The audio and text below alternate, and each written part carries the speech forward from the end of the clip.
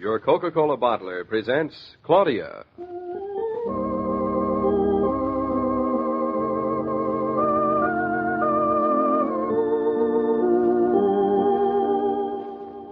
Claudia, based on the play and novels by Rose Franken. Brought to you, transcribed, Monday through Friday by your friendly neighbor who bottles Coca-Cola. Relax, and while you're listening, refresh yourself. Have a Coke.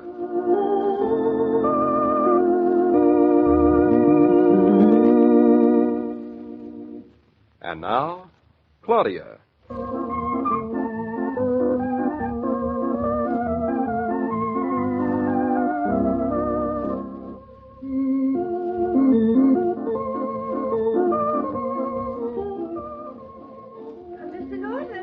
Mr. Naughton, may I speak to you for just a moment?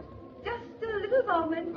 Certainly, I guess, Mrs. Meeker. Claudia, this is our cue to leave your beloved husband in the lurch. Mr. Naughton. You can't do that to me. You're my partner. I'm not. Our partnership has nothing to do with it. Mrs. Meeker is the chairman of the presentation committee, and she is nobody's partner. Mr. Naughton, I'll be with you in just a tiny little moment, just as soon as I finish with Mrs. Jones. She distinctly did not say Mrs. Naughton. She said Mr. Naughton. She did not say Naughton and Killian. She just said Naughton. That doesn't make any difference. We designed the Redbury Town Hall together. You're breaking my heart. Come on, Claudia. We can't stay at this opening ceremony all day. We were both awarded the key to the city of Redbury. It isn't even a city. It's a township. Township, city, that doesn't matter, but you're a traitor, and that does. You can talk to Mrs. Meeker, too. Isn't he awfully abusive this morning for an architect? Particularly an architect who has just been awarded a scroll. You were awarded a scroll, too, and now you're unwilling to pay for it. I haven't been asked to pay for it by anyone who counts. He's got to take Bluff back to New York, Roger. He can't wait for Mrs. Meeker to talk to David. Bluff can wait. You can take the train, David. We'll meet you. If you two walk off and leave me here with this... Oh, there you are, Mr. Naughton.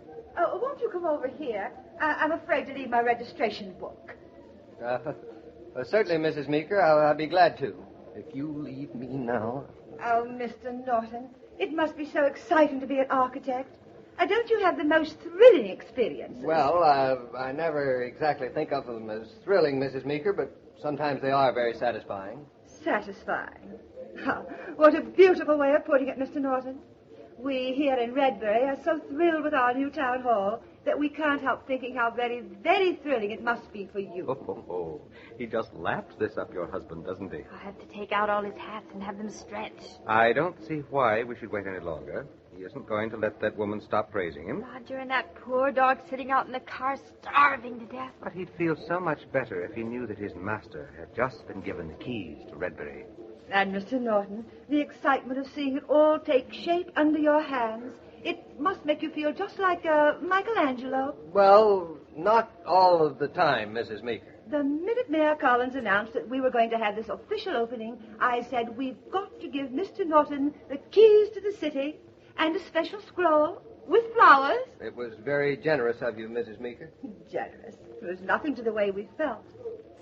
And you know, Mr. Naughton, you're really very young to be such a marvelous architect.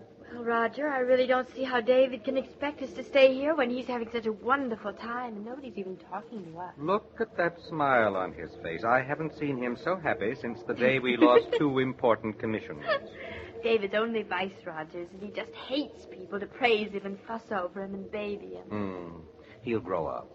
Mr. Naughton, I can't see why you should be in such a hurry to go back to New York. Well, Mrs. Meeker, I mean, we have a number of other things we have to do, building skyscrapers and things like that.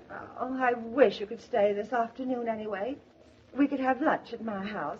I have the sweetest little guest house, and I would like you to give an opinion on it. Well, that's very good of you, Mrs. Meeker, but you see, I do have to get back to New York, and when you say lunch, you see, I have... Of course, it isn't a guest house yet. It's only a chicken coop. But I know you'd have the most original ideas for changing it over. I'm afraid that's a little out of my line, Mrs. Meeker. You see, my partner and I specialize in industrial architecture. Industrial architecture? Oh, how romantic. At least you will come to luncheon and tell me all about it, won't you? By the way, Mrs. Meeker, have you met my partner, Mr. Killian? He's here, you know, and I think you'll find he has a lot more to say than I have. No, I haven't met your partner. But surely, Mr. Naughton, you don't need each other just to eat lunch.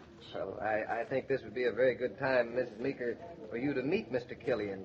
You'd find him a man of wide experience. You're much younger than he, aren't you? Oh, he's a brilliant conversationalist, and he's standing right over here. Where is he? Where did they go? What did you say? I said he's gone. He's disappeared. They can't do this to me. Well, after all, Mr. Naughton, he has a perfect right to go. Oh, this works out perfectly. Now you can come to my house for lunch. No, I'm afraid I can't. I have to find Mr. Killian. But I've been expecting you. After all, you don't need him just to have lunch. Oh, I'm sorry, I do. I must find him this minute, and my wife, too. Your wife? Oh. They have the keys to my car. Oh, I have a car, Mr. Naughton.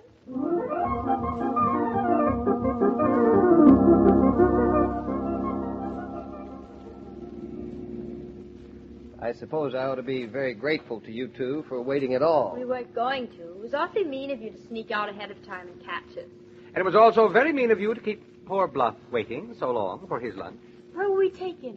We ought to celebrate a little, don't you think? Champagne for us and a soup bone for Bluff. I think it's a beautiful town hall, and it's going to look even nicer in 200 years. We really did do a pretty good job. They seemed to like it, didn't they? Oh, sure. All Mrs. Meeker was thinking about just now was those marvelous limestone columns. They aren't limestone anyway. They're marble. Isn't that funny? I thought I heard her say limestone when she gave me the scroll. I think she did at that. But isn't it nice to know that even these slight inaccuracies don't prevent the audience from liking our work? If they didn't like it, they ought to be shot. Aren't we a little bloodthirsty? I would have thought that you'd be satisfied just scratching their eyes out. We've got to feed Bluff. Where can we take him? Anywhere. Name the place. Anywhere we can go, Bluff can go too. We've got a scroll that says we're honorary citizens of Redbury. Hey, you see that inn? That beautiful place there on the right? That's the Stone Fort Inn. Has the best onion soup in Nutmeg County. Let's drive in. Bluff has never had onion soup. Well, here is where he tries it. Maybe we'd better leave him in the car until we find out if they'll take dogs, even with the keys to Redbury. Honestly, Roger, nobody could say no to Bluff. Such a nice dog.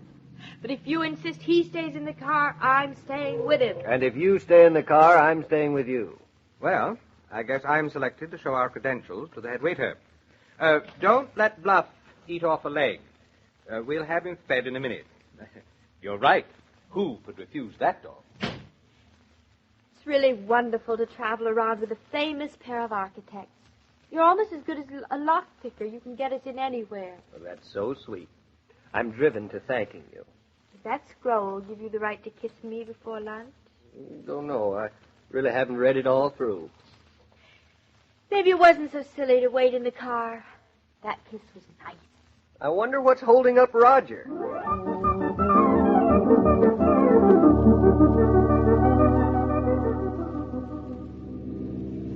They were decidedly unpleasant.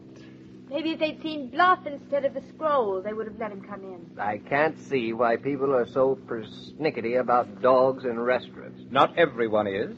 Just that Stone Fort Inn. They're known for their onion soup and stuffiness. We'll find a much better place further on. This time, I'm going to go inside and tackle the innkeeper, and I'll use the keys instead of the scroll. By the way, I just remembered that in another few miles we'll be coming to the Coach Wheel Inn. Onion soup? Not exactly. Leg of lamb. Doesn't sound quite festive enough for the occasion. But the people are a good deal more hospitable. We won't have any trouble with Bluff. We heard you. And he's not sure whether to believe it or not. Well, you just leave it to me.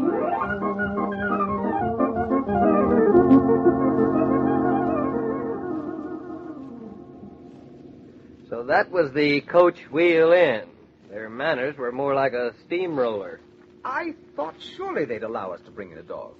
Especially today. So you two men aren't half as important as we three thought you were. We're important, all right. It's just that nobody agrees with us. I'm ashamed this happened in front of Bluff. He's going to be terribly disillusioned. Claudia, Great Danes thrive on disillusionment. They're big enough so they can stand a lot of it. The trouble is, your dog is too big, at least too big for an inn. We ought to have a miniature Dane that you could carry in your sleeve. If we don't feed him, he'll become a miniature. This is desperate. What are you going to do? He's hungry, and so am I. I know what we're not going to do. We're not going to bring him to another celebration at Redbury. Maybe not even you. That is a big help. Or next time, we'll bring along a picnic lunch for the dog and you. It's a big help now, too. Isn't there another inn along here someplace? Yes, I know the place. It's only about half a mile more to the River Mill Inn.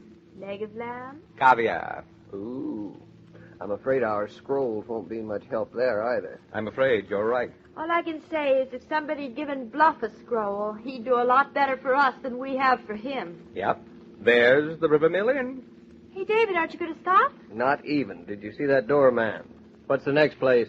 I see one. Where? There up ahead, on the left. What? That diner, that greasy spoon. They wouldn't even be able to read our scroll. They wouldn't even have a lock to fit our Redbury keys. In that case, maybe they'll let us in. Honestly, you two jokesters. This is a big celebration, darling. We can't hold it in a little diner. Could we take Bluff anywhere else? What makes you think you can get him in here? I'm going in, not going in this time, and find out. Neither am I. Then why don't you send Bluff in and see if he can get them to take us? Might work at that, darling. I can taste my Salisbury steak already. You mean hamburger with? With everything. This is a very special occasion. Well, here goes. Wish Bluff luck. Now, Bluff, you've got to be very polite. Oh, yes. Show them you know how to curl your little finger under. And don't forget to tell them that I'm starving. Well, it's now or never. Go on, open the door, Roger. I just can't wait to see one poor little dog do what two big architects couldn't. Bluff. Hey, Bluff. Don't you forget the rest of us.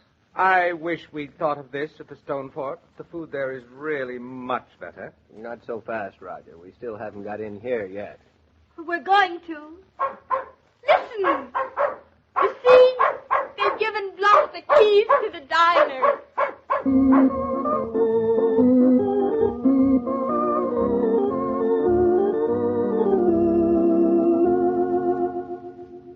This broadcast of Claudia was supervised and directed by William Brown Meloney.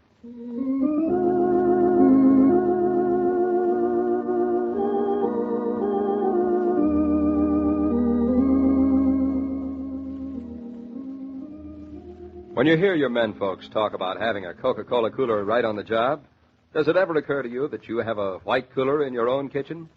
Keep the family refrigerator well stocked with Coke, and you can work refreshed, too. Goodness knows you keep going hard enough all day long, so you'll find the pause that refreshes more than welcome.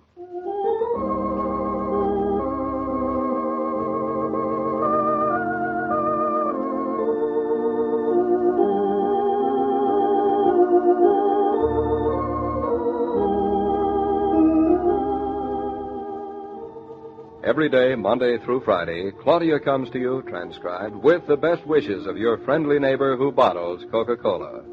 So listen again tomorrow at the same time. And now this is Joe King saying au revoir. And remember, whoever you are, whatever you do, wherever you may be, when you think of refreshment, think of Coca-Cola. For ice-cold Coca-Cola makes any pause the pause that refreshes.